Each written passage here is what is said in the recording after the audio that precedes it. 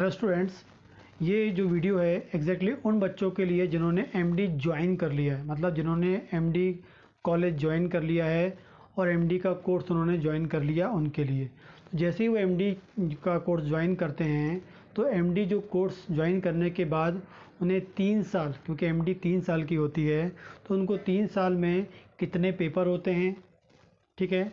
उसके बाद उनको एमडी कंप्लीट करने के लिए क्या क्या करना होता है, एमडी में जो पेपर हैं कौन से ईयर में होता है, किस टाइम में होता है, कितने मार्क्स का होता है, कितने प्रैक्टिकल्स होते हैं, ठीक है।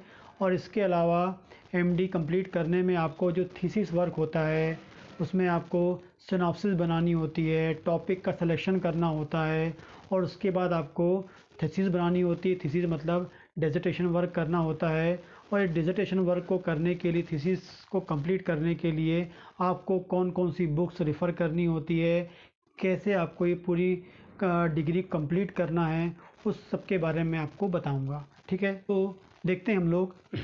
आपको पता होना चाहिए जो एमडी है वो 3 साल की होती है। एमडी जो है 3 साल की होती है, चाहे आप कोई भी ब्रांच में करें। और एग्जैक्टली होम्योपैथी में 7 ब्रांच में एमडी होती है। पहली ब्रांच जो है होम्योपैथी फार्मेसी की बात करेंगे। पहली जो ब्रांच है होम्योपैथिक फार्मेसी। सेकंड है ऑर्गेनन ऑफ मेडिसिन। थर्ड है और रिपर्टरी। फोर्थ है मटेरिया मेडिका। फिफ्थ नंबर में प्रैक्टिस ऑफ मेडिसिन। पीडियाट्रिक जो होती है 6 नंबर की, और लास्ट है साइकेट्री।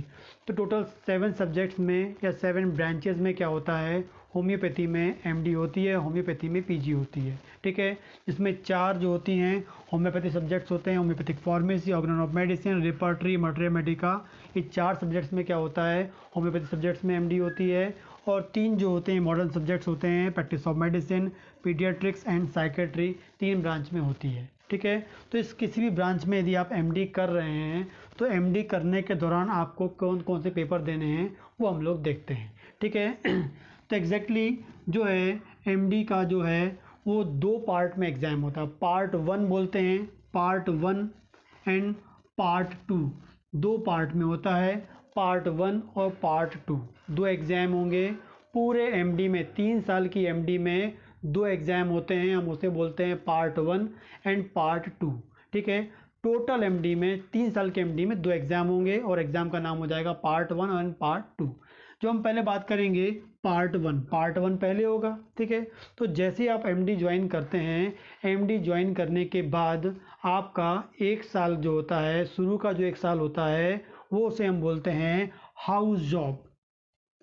1 साल का क्या होता है, हाउस जॉब होता है। जिस दिन आपने ज्वाइनिंग किया, कॉलेज ज्वाइन किया, तब से लेके आप 1 साल तक जो है वो आपका होता है हाउस जॉब होता है, उसे हम हाउस जॉब बोलते हैं। और उस 1 साल के बाद 6 महीने और ले लें, 1 साल का आपका हाउस जॉब जब भी कंप्लीट होगा वहाँ से 6 मंथ आप और ले लीजिए।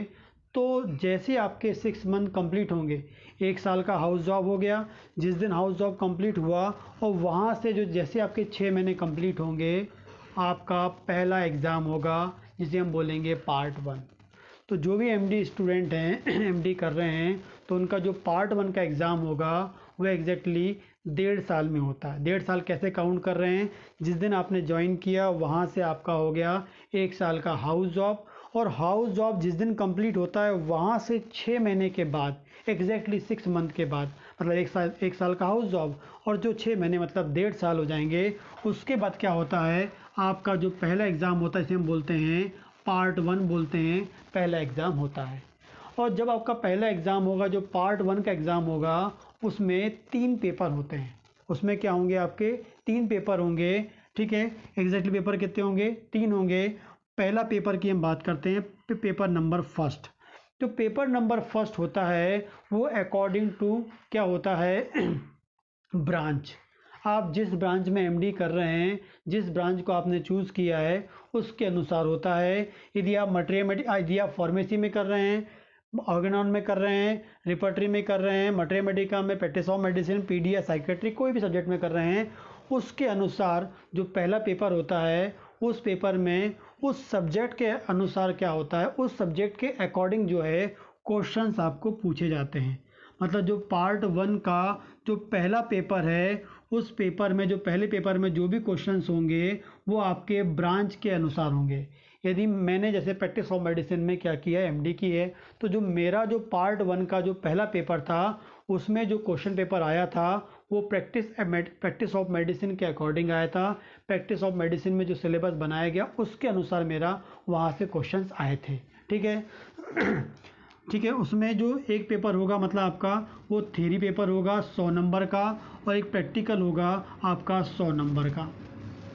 ठीक है, प्रैक्टिकल जो थ्योरी होगा आपका 100 नंबर का और प्रैक्टिकल होगा आपका 100 नंबर का। ठीक, तो जो पहला पेपर है वो अकॉर्डिंग टू ब्रांच होता है, जिस ब्रांच का जो सब्जेक्ट है उस सब्जेक्ट के अनुसार उसमें क्वेश्चन आएंगे। और जो पेपर होगा, थ्योरी पेपर होगा, वो 100 नंबर का होगा, और प्रैक्टिकल नंबर जो होंगे, प्रैक्टिकल जो होगा वो कैसा होगा, 100 नंबर का होगा।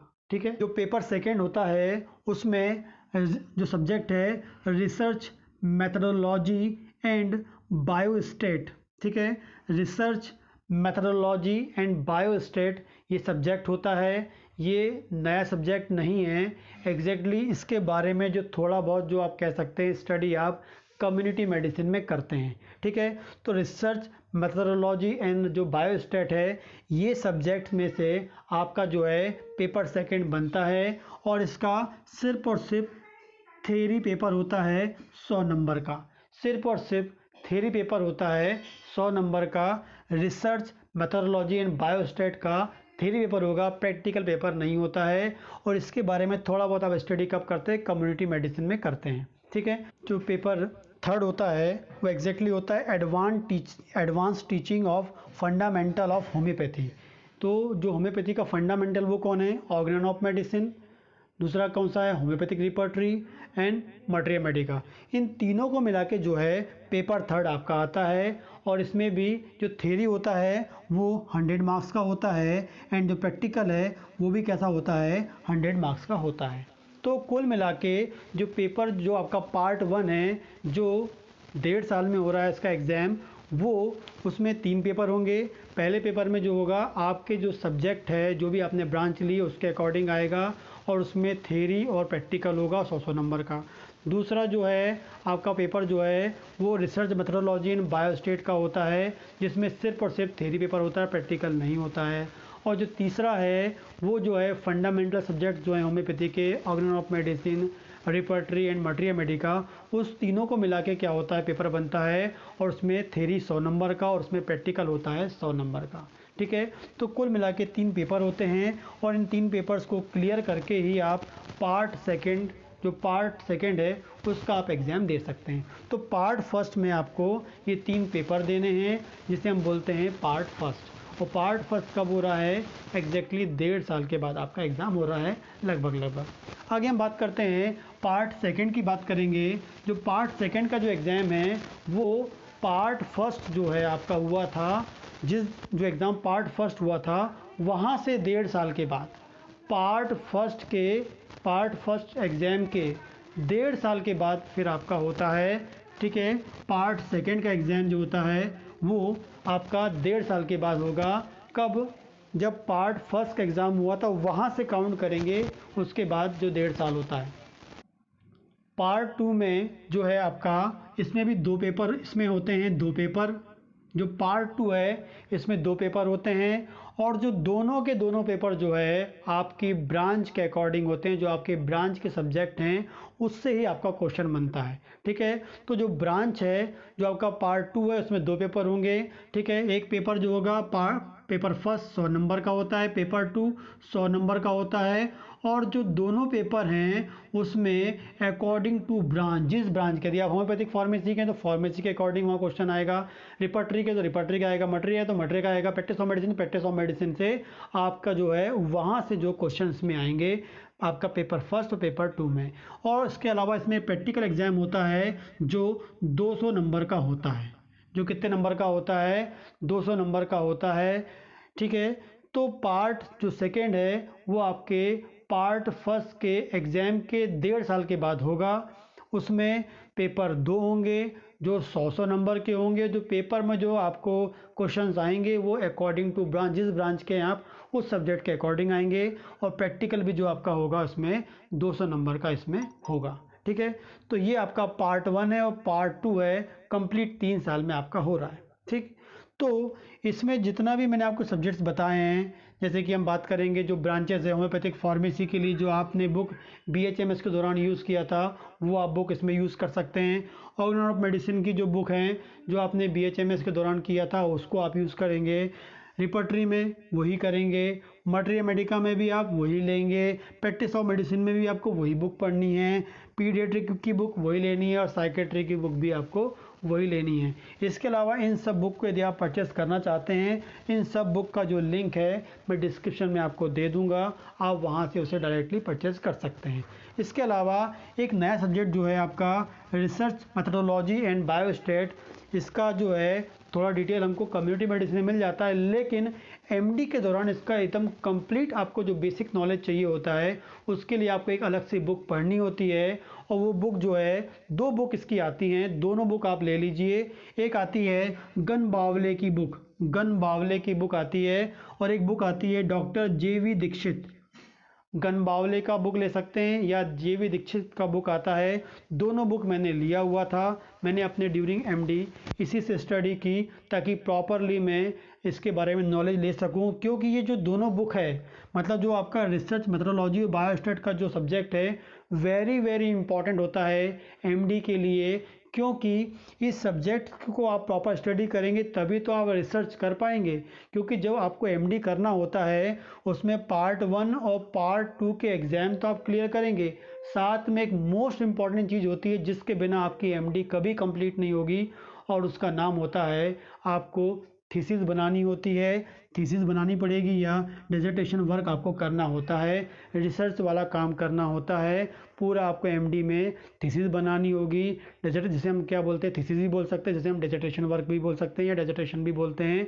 ठीक है, वो आपको करना होगा, और उसे कंप्लीट करने के लिए जो रिसर्च मेथडोलॉजी है, ये बायोस्टैट का जो बुक है बहुत इंपॉर्टेंट रोल प्ले करता है। ये सब्जेक्ट उसी को करने के लिए MD में रखा गया है। यदि ये सब्जेक्ट आपको आएगा तभी आप रिसर्च कर पाएंगे, अदरवाइज नहीं कर पाएंगे।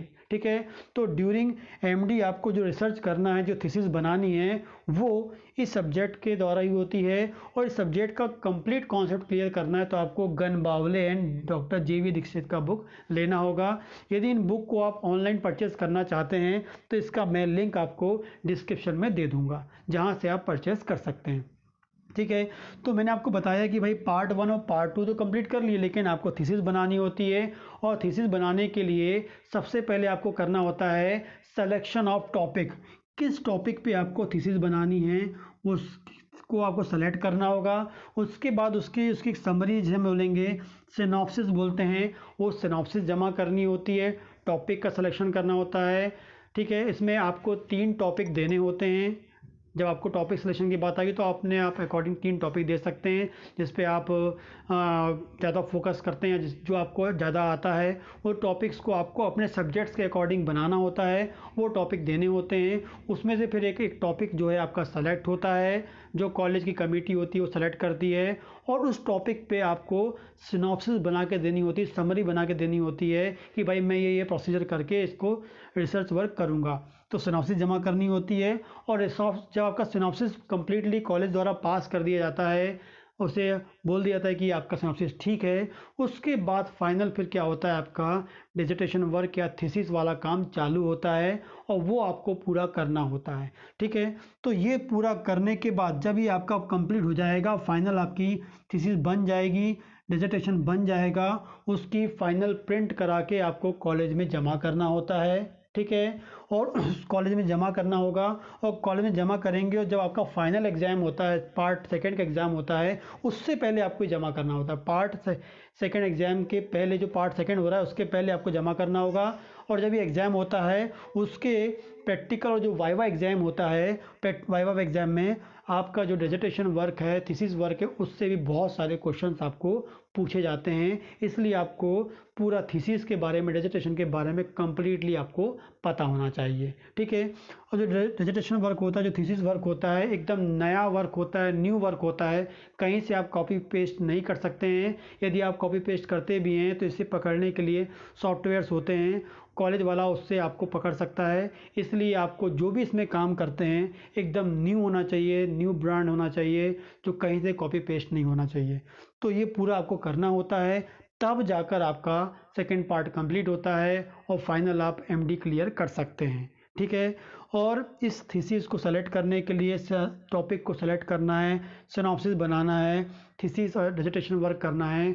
इससे रिलेटेड यदि आप को कुछ हेल्प चाहिए हो तो आप मेरे से कांटेक्ट कर सकते हैं, क्योंकि इससे रिलेटेड मैं बहुत सारा काम कर रहा हूँ। मैंने एमडी किया, उसके बाद कम्प्लीटली इस सब्जेक्ट के बारे में स्टडी की, इसके बारे में स्पेसिफिक क्लासेस ली, बुक को पूरी स्टडी की, और फाइनली फिर मैं जो है थीसिस और डिसर्टेशन को बनाना प्रॉपरली सीखा। मैंने खुद का थीसिस मैंने खुद बनाया, और उसके बाद अब मैं जो है बहुत सारे लोग की हेल्प भी करता हूँ। यदि आप मेरी हेल्प चाहते हैं तो थीसिस और डिसर्टेशन के लिए तो आप मेरे से संपर्क कर सकते हैं। डिस्क्रिप्शन बॉक्स में मेरा कॉन्टैक्ट नंबर दिया हुआ है, व्हाट्सएप नंबर दिया हुआ है, आप मेरे से कांटेक्ट कर सकते हैं और मैं आपको थीसिस और डिसर्टेशन के लिए हेल्प कर सकता हूं। जो भी चाहता है इससे संबंधित कोई भी क्वेश्चन करना, वो आप मुझे आपको जो डिस्क्रिप्शन में है या कमेंट बॉक्स में आप मुझे कमेंट कर सकते हैं और उसका मैं आपको आंसर दूंगा।